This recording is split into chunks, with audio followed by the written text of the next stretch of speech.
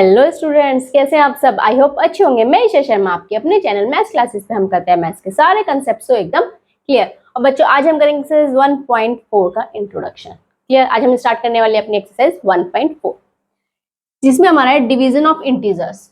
हमने पहले एक्सरसाइज में addition of integers, subtraction of integers, multiplication of integers सब कुछ पढ़ चुके हैं। ठीक है, आज हम देखेंगे इंटीजर्स को हम डिवाइड कैसे करते हैं। ठीक है, आज हम क्या देखेंगे कि इंटीजर्स को हम डिवाइड कैसे करते हैं। फर्स्टली, जब भी आप किसी पॉजिटिव इंटीजर को डिवाइड करते हो किसी निगेटिव इंटीजर से, जब भी आप किसी पॉजिटिव इंटीजर को किसी निगेटिव इंटीजर से डिवाइड करते हो तो जो आंसर आता है वो कैसा आता है? वो आंसर आता है निगेटिव। आंसर कैसा आता है? Negative. When we divide any positive integer with negative integer, when we divide any positive integer with negative integer, that it gives a negative integer। तो आपको आंसर कैसा मिलेगा? निगेटिव। कैसा आंसर मिलेगा बच्चों? निगेटिव। जब भी हम किसी पॉजिटिव इंटीजर को किसी निगेटिव इंटीजर से डिवाइड करेंगे तो आंसर हमारा कैसा आएगा? निगेटिव।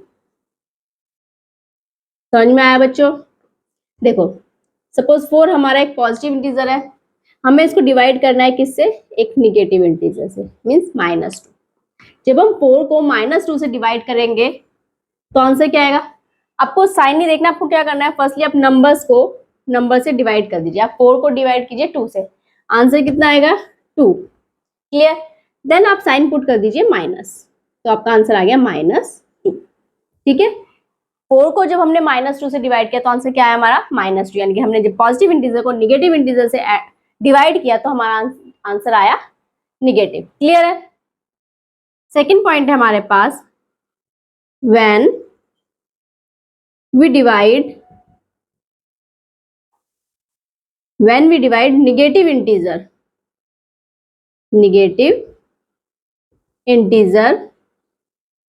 विथ निगेटिव, अगर हम निगेटिव इंटीजर को निगेटिव इंटीजर से डिवाइड करें विथ निगेटिव इंटीजर, ठीक है, अगर हम निगेटिव इंटीजर को निगेटिव इंटीजर से डिवाइड करेंगे देन इट विल गिव, क्या आंसर क्या देगा? It will gives positive integer. तो आंसर जो हमारा आएगा वो कैसा होगा? Positive. It will gives positive integer. जब हम किसी निगेटिव इंटीजर को डिवाइड करेंगे किसी निगेटिव इंटीजर से तो जो हमारा आंसर आएगा वो आएगा पॉजिटिव। क्लियर है बच्चों? जब हम दो निगेटिव इंटीजर्स को डिवाइड करेंगे तो आंसर जो आएगा वो आएगा हमारा पॉजिटिव। एग्जांपल देख लेते हैं। देखो, आप -4 को डिवाइड कर रहे हो -2 से, आपने -4 को डिवाइड किया -2 से। दोनों इंटीजर्स कैसे हमारे? निगेटिव। जब हम इनको डिवाइड करेंगे तो जो हमारा माइनस माइनस है दोनों क्या हो जाएंगे? कैंसिल। तो आंसर जो आएगा वो आएगा हमारा पॉजिटिव। क्लियर। जब हम -4 को -2 से डिवाइड करेंगे तो आंसर हमारा कैसा आएगा? +2। क्लियर है? ये दोनों पॉइंट क्लियर हुए। जब हम किसी पॉजिटिव इंटीजर को किसी निगेटिव इंटीजर से डिवाइड करते हैं तो आंसर आता है निगेटिव। जब हम दोनों निगेटिव इंटीजर्स को आपस में डिवाइड करते हैं तो आंसर आता है पॉजिटिव। क्लियर है बच्चों? इतना। तो जो हमने पीछे मल्टीप्लिकेशन, एडिशन, सब्ट्रैक्शन में एक प्रॉपर्टी पढ़ी थी, कम्यूटेटिव प्रॉपर्टी पढ़ी थी हमने, कम्यूटेटिव प्रॉपर्टी मैंने आप लोगों को बताई थी ये। ठीक है, ये एडिशन में भी एप्लीकेबल है, ये मल्टीप्लिकेशन में भी एप्लीकेबल है, बट ये सब्ट्रैक्शन एंड डिवीजन में एप्लीकेबल नहीं है। ठीक है, तो डिवीजन में ये वाली हमारी प्रॉपर्टी एप्लीकेबल नहीं होती। देखो कैसे, अगर हम 4 को, ये एग्जांपल ले लेते हैं, डिवाइड करते हो 2 से, अगर हमारी कम्यूटेटिव प्रॉपर्टी क्या थी कि अगर हम दो नंबर्स को एडिशन में अगर हम देखें क्या थी, अगर हम a प्लस बी करते हैं तो वो इक्वल होता है b प्लस a के।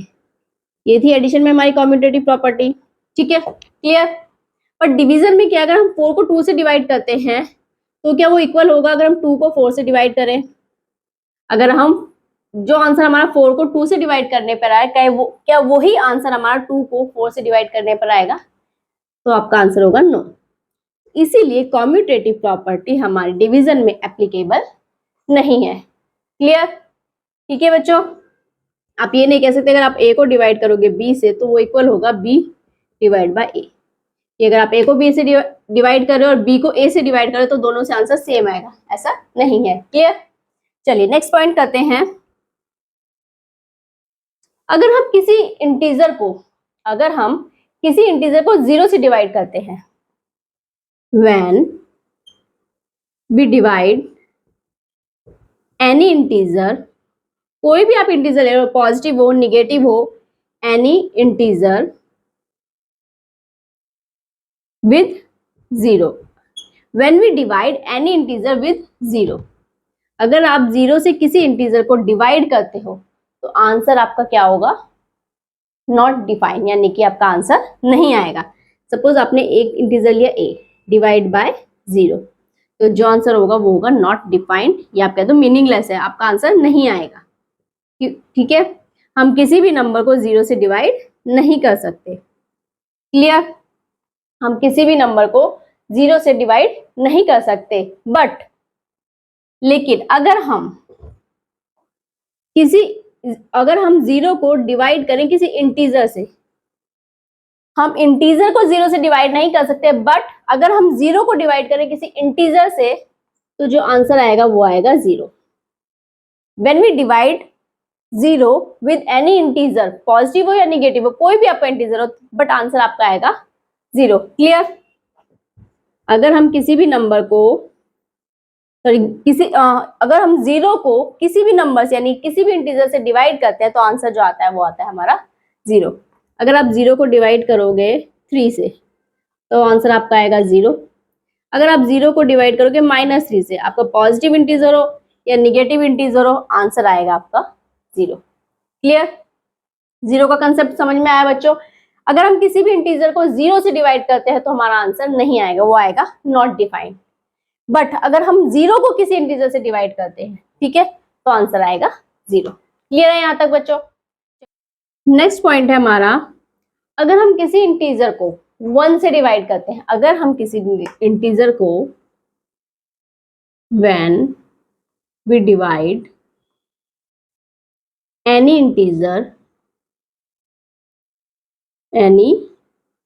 इंटीजर बाय 1, अगर हम किसी भी इंटीजर को 1 से डिवाइड करते हैं, देन इट विल गिव्स, तो हमारा क्या आंसर आएगा? सेम नंबर या सेम इंटीजर। क्लियर? जब हम किसी इंटीजर को 1 से डिवाइड करते हैं तो जो आंसर आएगा वो कैसा होगा? सेम। किसी भी इंटीजर को सपोज a है divide by 1, then answer a। ठीक है, किसी भी इंटीजर को जब हम 1 से डिवाइड करेंगे तो जो आंसर आएगा वो होगा, जो इंटीजर होगा वही सेम आपका आंसर आएगा। पॉजिटिव इंटीजर ले लीजिए या फिर निगेटिव इंटीजर भी ले लीजिए, तब भी क्या आएगा? सेम। क्लियर? देखो अगर हम 4 को डिवाइड करते हैं 1 से तो आंसर क्या आएगा? 4। सेम ऐसे ही अगर हम -4 को डिवाइड करते हैं 1 से तो आंसर क्या आएगा? -4। क्लियर? जब भी हम किसी इंटीजर को, पॉजिटिव इंटीजर हो या आपका निगेटिव इंटीजर हो, अगर हम उसको 1 से डिवाइड करते हैं तो आंसर जो आता है वो आता है हमारा सेम। क्लियर? सेम ऐसे ही अगर हम किसी भी इंटीजर को -1 से डिवाइड करें तो क्या होगा बच्चों? अगर हमने 1 से डिवाइड किया तो आंसर हमारा सेम आया, बट अगर हम इंटीजर को -1 से डिवाइड करें, क्या करें हम? सपोज हम a को डिवाइड कर दें -1 से, हमने कोई पॉजिटिव इंटीजर ले लिया, उसको हमने डिवाइड किया -1 से, तो आंसर क्या आएगा हमारे पास? आंसर आएगा -a। क्लियर? मीन्स जो भी हमारा इंटीजर होगा उसका साइन चेंज हो जाएगा। क्या होगा? उसका साइन चेंज हो जाएगा। अगर मैं यहाँ a की जगह -a ले लूँ, निगेटिव इंटीजर ले लूँ, देन डिवाइड बाय -1, तो आंसर आएगा पॉजिटिव। हमने पॉजिटिव इंटीजर को -1 से डिवाइड किया तो आंसर आया नेगेटिव, हमने नेगेटिव इंटीजर को -1 से डिवाइड किया तो आंसर आया पॉजिटिव। तो यहाँ से हमारा क्या रिजल्ट निकलता है, हम कह सकते हैं कि जब भी हम इंटीजर लेंगे पॉजिटिव लेंगे तो आंसर नेगेटिव आएगा, नेगेटिव लेंगे तो पॉजिटिव आएगा। मीन्स हमारे इंटीजर का क्या हो जाएगा, साइन चेंज, जब हम उसको डिवाइड करेंगे -1 से। आइए बच्चों एग्जांपल नंबर 6 करते हैं। In a test +5 marks are given for every correct answer. एक क्लास टेस्ट हो रहा है जिसमें अगर आप एक क्वेश्चन सही करते हो तो उसके लिए मिलता है आपको +5 number, and -2 marks are given for every incorrect answer. अगर आपका आंसर गलत हो जाता है तो उसके लिए मिलते हैं आपको -2 नंबर। ठीक है, फर्स्ट पार्ट है इस क्वेश्चन का, Radhika answered all the questions. Radhika ने सारे क्वेश्चंस का आंसर दिया, यानी कि उसने सारे क्वेश्चंस अटेम्प्ट किए एंड स्कोर्ड 30 मार्क्स। और कितने नंबर आए उसके, 30। तो शी गॉट 10 करेक्ट आंसर्स। तो उसका मतलब है उसने कितने करेक्ट आंसर दिए, 10। ठीक है, कितने करेक्ट आंसर दिए उसने, 10। How many incorrect answers had she attempt. तो हमसे पूछा गया है कि कितने आंसर्स उसके गलत थे। तो कैसे करेंगे बच्चों इस क्वेश्चन को, हमें निकालना है कि राधिका ने कितने क्वेश्चंस गलत किए। ठीक है, 10 उसने सही किए हैं, नंबर उसके 30 आए हैं, हमें बताना है कि उसने कितने क्वेश्चंस गलत किए। तो फर्स्टली हम क्या करेंगे, हम लिख लेंगे कि मार्क्स, जो भी हमें इंफॉर्मेशन पता है, marks are given for every correct answer, every correct answer. कितने नंबर दिए जा रहे हैं, +5। Clear,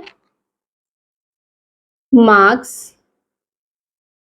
are given for, Radhika ने कितने क्वेश्चन सही किए, 10। तो 10 करेक्ट आंसर्स के लिए कितने नंबर मिलेंगे, और 10 करेक्ट आंसर्स। जब 1 आंसर सही होने पर तो 5 नंबर मिले, तो 10 सही होने पर कितने मिलेंगे, 10 मल्टीप्लाई बाय 5 = 50। क्लियर है इतना। ठीक है, अब राधिका का स्कोर कितना आया, राधिका स्कोर, राधिका का स्कोर कितना आया, 30। कितना स्कोर आया उसका, 30। क्लियर है बच्चों इतना। अब हम लिखते हैं कि marks are obtained for incorrect answers, incorrect answers.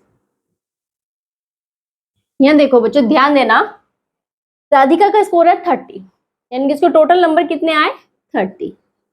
लेकिन उसने कितने क्वेश्चन सही किए थे, 10। अगर उसने 10 क्वेश्चन सही किए तो उसके नंबर कितने आने थे, 50। उसने कितने करेक्ट आंसर किए, 10। तो और अगर एक सही आंसर है तो उसके नंबर मिल रहे हैं 5, तो उसके कितने नंबर आने थे, 50। तो नंबर कितने आने थे उसके, 50, बट उसका स्कोर कितना आया, 30। यानी कि उसने कुछ क्वेश्चंस गलत किए हैं। तो अब हमें वो निकालना है कि उसने कितने क्वेश्चंस गलत किए हैं। तो जो राधिका का स्कोर है उसमें से हम माइनस कर देंगे क्या, जितने उसके नंबर मिले सही आंसर्स के, यानी कि 30 - 50। तो जो आंसर आएगा वो आएगा हमारे पास -20। ठीक है, यानी कि राधिका को सही क्वेश्चंस करने पर 50 नंबर मिले, गलत क्वेश्चंस करने पर -20 नंबर मिले। क्लियर। तो अब हमें निकालना है कि उसने कितने क्वेश्चंस गलत किए। तो हम क्या करेंगे अभी, marks are obtained, the marks are given for every incorrect, एक इनकरेक्ट आंसर होने पर कितने नंबर मिल रहे हैं, इनकरेक्ट आंसर हमें मिल रहे हैं -2। क्लियर, कितने नंबर मिल रहे हैं, -2। और हमें निकालना है number of answers,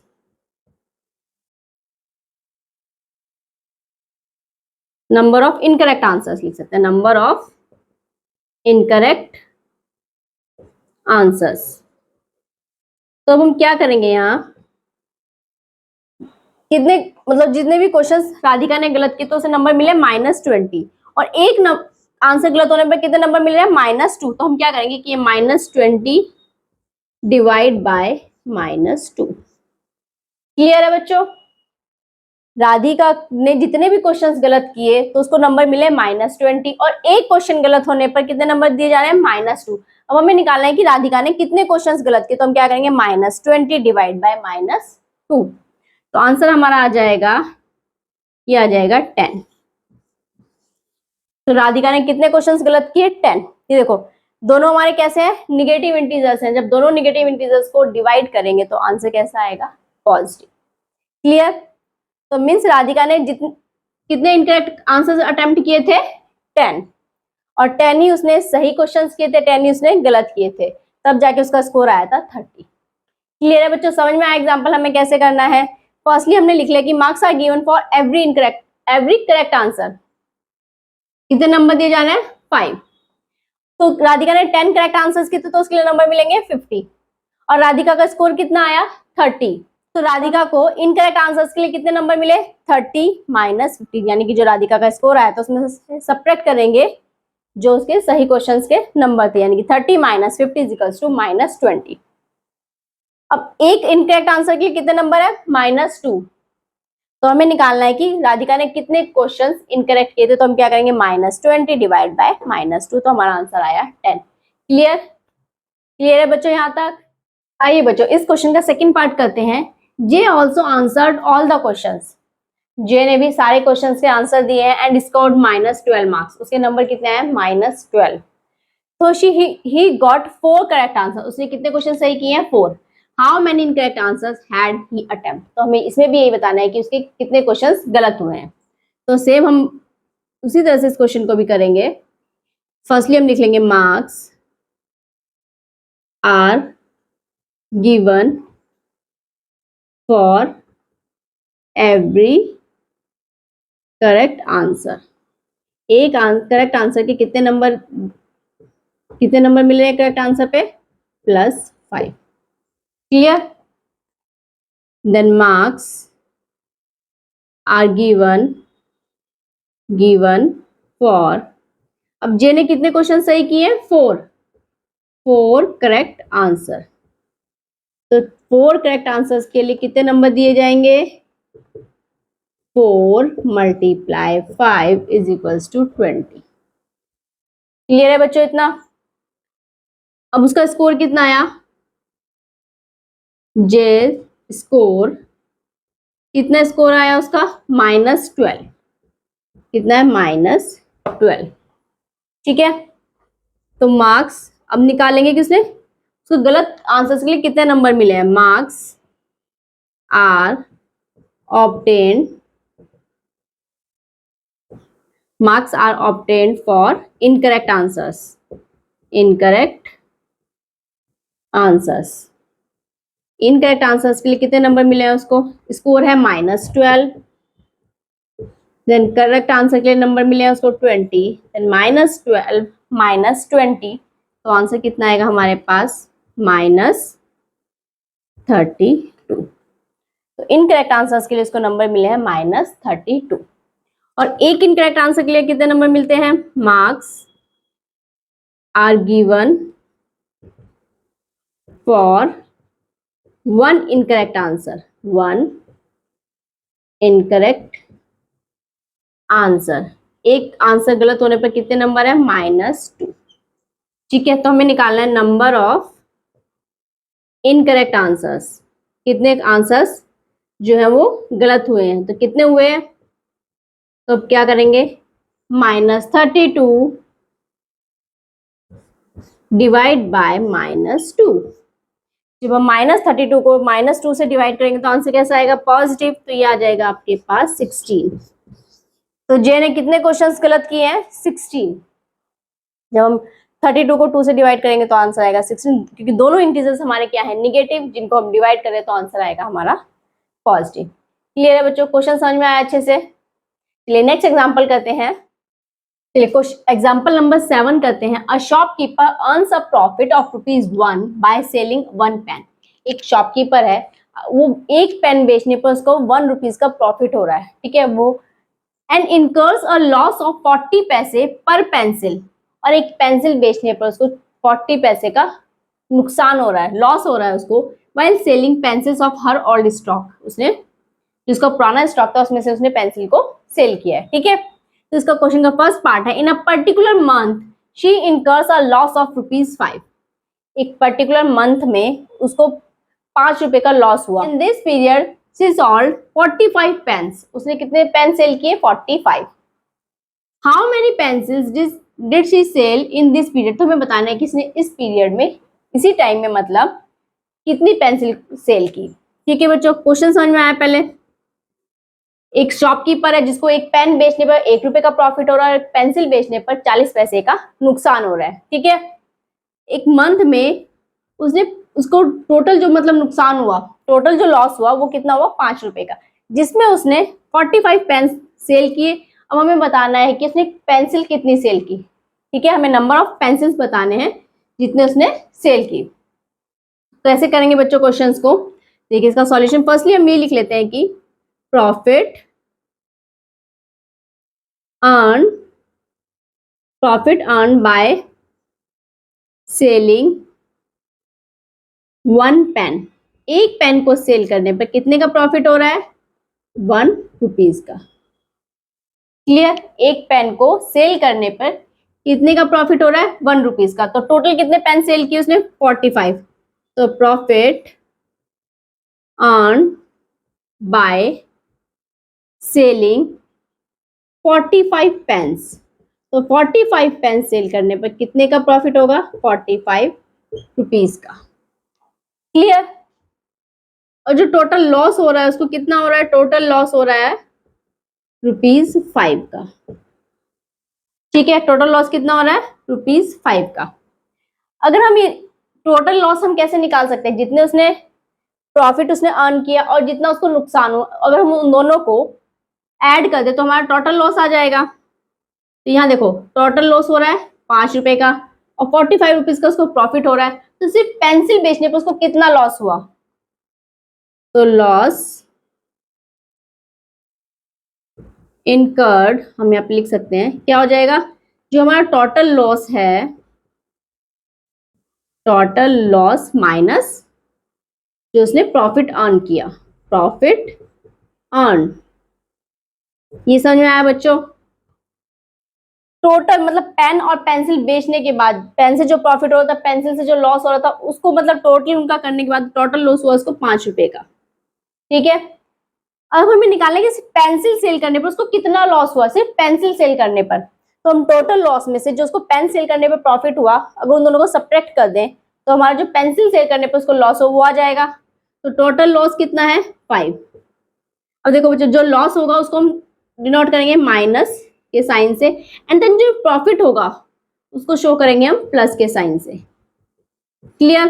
then -5 and -45 तो कितना हो जाएगा? ये हो जाएगा हमारा -50, यानी कि उसे 50 रुपीज का जो हुआ वो हुआ लॉस। माइनस साइन ये शो कर रहा है कि उसको 50 रुपीज का लॉस हुआ है, ठीक है। माइनस साइन जो होगा वो आपका शो करेगा loss and then plus show करेगा आपका प्रॉफिट। क्लियर है इतना? तो हम निकाल लेंगे इसको कि पेंसिल लॉस, एक पेंसिल को सेल करने में कितने का लॉस हो रहा था? Loss incurred by selling 1 pencil, 1 pencil को सेल करने पर कितने का लॉस हो रहा था? 40 पैसे, ठीक। कितने का हो रहा था? 40 पैसे का। अब हमें क्या निकालना है? हमें निकालना है number of pencils, number of pencil, ठीक है, जो उसने सेल की, नंबर ऑफ पेंसिल यहाँ पर आप लिख सकते हो सेल इन दिस पीरियड। तो कैसे निकालेंगे इसको हम? जितना उसको पेंसिल सेल करने पर लॉस हुआ एंड देन डिवाइड बाय जितना एक पेंसिल पे उसको लॉस हो रहा था, एक पेंसिल पे कितने का लॉस हो रहा था? 40 पैसे का। यहाँ देखो बच्चों ये आपका रुपीज में है, ये आपका पैसे में है, तो हम इसको भी रुपीज में चेंज कर लें। 50 रुपीज में कितने पैसे हो जाएंगे हमारे पास? 50 रुपीज में हो जाएंगे आपके 5000 पैसे। कितने हो जाएंगे? 5000 पैसे, ठीक है। तो हम यहाँ पर हम लिखेंगे इसको -5000 डिवाइड बाय -40। अब आप ये बोलोगे मैम यहाँ माइनस क्यों लिया, क्योंकि इसको लॉस हो रहा है, इसलिए इसको भी हम माइनस साइन से शो कर सकते हैं, ठीक है। टोटल पेंसिल सेल करने पर कितने का नुकसान हो रहा था, 5000 पैसे का, और एक पेंसिल को सेल करने पर कितने का नुकसान हो रहा था, 40 पैसे का। जब हम इन दोनों को डिवाइड करेंगे, 5000 को 40 से डिवाइड करेंगे तो ये आ जाएगा आपके पास 4 1 जा 4, 4 2 जा 8, 4 5 जा 20, तो ये आ गया आपके पास 125। तो मीन्स उसी पीरियड में से कितनी पेंसिल सेल की, 125। क्वेश्चन क्लियर हुआ बच्चों। हमें क्या करना है कि अगर हम एक पेन को सेल करने पे कितने का प्रॉफिट हो रहा है, 1 रुपीज का, तो 45 पेन को सेल करने पे कितने का प्रॉफिट होगा, 45 रुपीज का। क्लियर है इतना। टोटल लॉस हुआ, यानी कि पेन को सेल करने के बाद भी जो प्रॉफिट आ रहा है, पेंसिल को सेल करने के बाद भी जो लॉस आ रहा है, उनको ऐड करके जो उसका टोटल लॉस हुआ वो हुआ 5 रुपीज का। हमें सिर्फ निकालना है कि जो लॉस हुआ उसको पेंसिल सेल करने पर कितना लॉस हुआ। तो हम क्या करेंगे, टोटल लॉस में से जो उसको पेन सेल करने पर प्रॉफिट हो रहा था उन दोनों को क्या कर देंगे, सब्ट्रैक्ट। तो आया हमारे पास 50 रुपीज का। जो प्रॉफिट है उसको हम शो करेंगे प्लस के साइन से, और जो हमारा लॉस है उसको शो करेंगे हम माइनस के साइन से, ठीक है। तो एक पेंसिल को सेल करने पे कितने का लॉस हो रहा है, 40 पैसे का।